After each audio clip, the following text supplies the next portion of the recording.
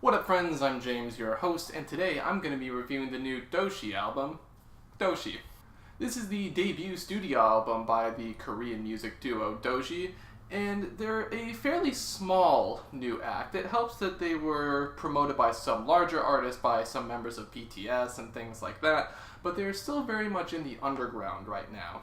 Now, because of this, I don't have any lyric translations for these songs, so kind of like what I did with XXX and stuff like that, I'm going to be mainly focusing on the vocals and instrumentals of the album like I normally do. Now, first things first, even though they're not from Japan, there's some notable influences of city pop on this album, and the fusion of jazz-influenced R&B and soft rock sounds are possibly due to the resurgence, in a way, of city pop online with genres like vaporwave and future funk and things like that. And they gained a niche audience online, and I think that heavily inspired this album's sound. And to add to this album's sound, dosii smartly incorporates many sound effects and recordings from cities and in nature, and it reinforces the gloomy and dreamlike lo-fi mood of the entire record. This combination of sounds instantly hits you on the opening track, Yeowool, and the song Even So as well. They serve as this kind of tranquil guitar opener to set the scene for the rest of the album to come. The sound is largely vacant in the beginning, although the ballad-esque drums and soft rock-inspired electric guitar do come in after a little while, and they match the delicate vocals and the twinkling spacey synths too. It really enforces that dreamlike mood that I was talking about before. The first half of this album, despite establishing the sound well enough,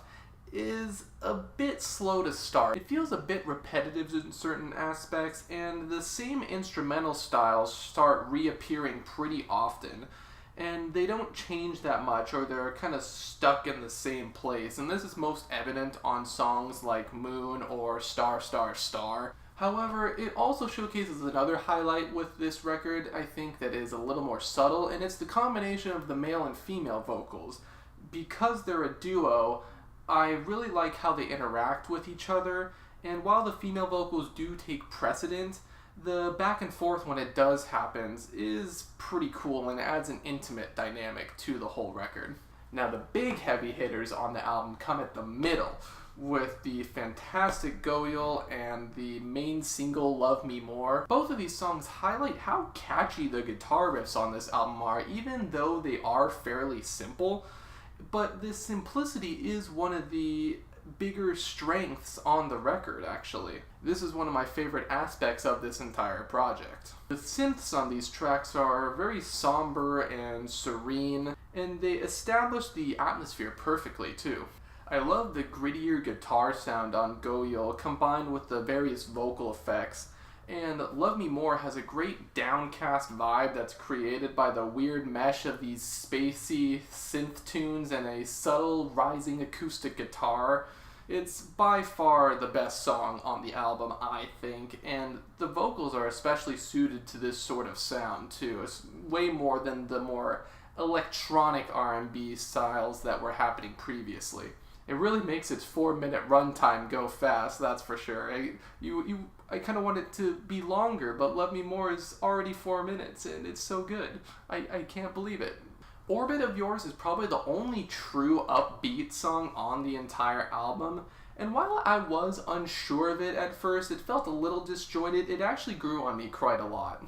I like how it breaks up the pace of the album a bit, and the keys and the more digitized bass and beat remind me of some of the hidden hits from the 80s or something like that.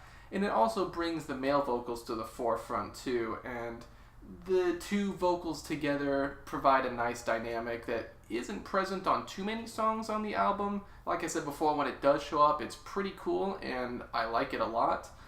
And the little synth solo near the end is also pretty nice. It's one of those moments that it's not really present on the rest of the album, but when it does show up, it's like, oh, that's cool. Half Clear is another example of those catchy riffs and delicate vocals and a few more 80s influence to kind of round it out a bit. This time, however, instead of being on the more pop side, it's more on the R&B side, fitting with the rest of the album. It's not as standout or kind of out of left field as the last track. It has a really smooth and chill vibe that doesn't really demand too much attention, but it is tightly put together after you really listen to it. This one's just kind of addicting, and that's pretty much all I have to say about it. It's just fun, and kind of brings us back down to the core sound of the album after the last one. Jogum and To You end the album on a more low-key note. The former is a pretty empty song other than the keys, actually, and it has a very simple beat and vocals, but I like how it subtly builds and adds more instruments as it goes on. And it also has some kind of strings near the end too that are also pretty out of left field that I enjoyed.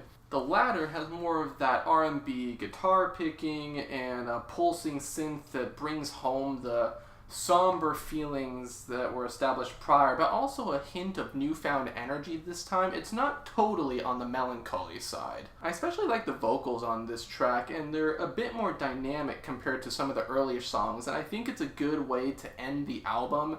It has the hints of darkness that were prevalent on some of the previous tracks, but it also tries to bring it up to a few newer heights and tries to be a little bit more dynamic in how it presents itself, which kind of keeps you guessing on what maybe they'll do next or something like that. So I thought it was a good way to keep you guessing for the next project. It's kind of like a sequel bait, but in song form in a way. Overall, this was a pretty nice and spacey collection of R&B grooves that, while they don't do anything too groundbreaking, they do know what they do well and they tend to stick to it. Sometimes this album does have a problem with variety, with a few songs blending into each other, and occasionally the album is a bit too low-key for its own good. I'd like to see them take a few more risks in the future and try to get each song to stand out from one another. They've got some nice vibes, they definitely do, and a good sense of production as well.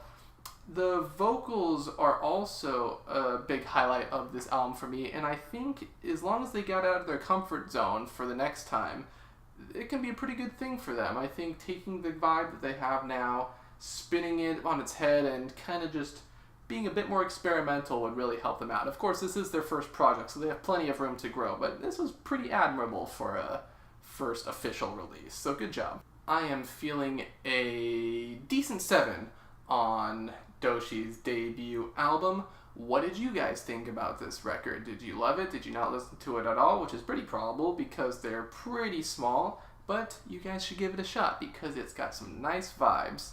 And with that being said, I do have to talk about the album artwork, and with this one, I do like it a lot. It's very hand-drawn, it's very reminiscent of a lot of the vaporwave and future funk album art that you'd see around the internet.